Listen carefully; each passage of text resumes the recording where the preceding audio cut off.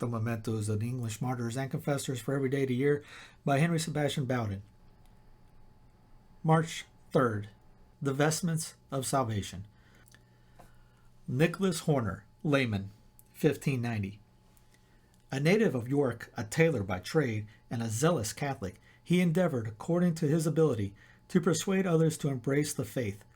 Having come up to London to be cured of a wound in his leg, he was committed to Newgate for harboring priests. There the heavy fetter on his leg and the deprivation of all medical aid rendered an amputation necessary.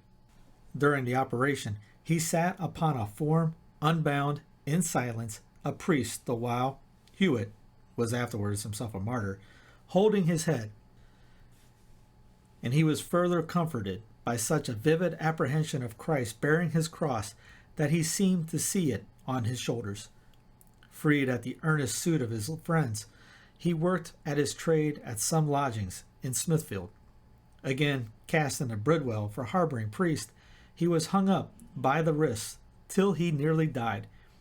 At length condemned solely for making a jerking for a priest, he was hanged in front of his lodging in Smithfield, March 3rd, 1590.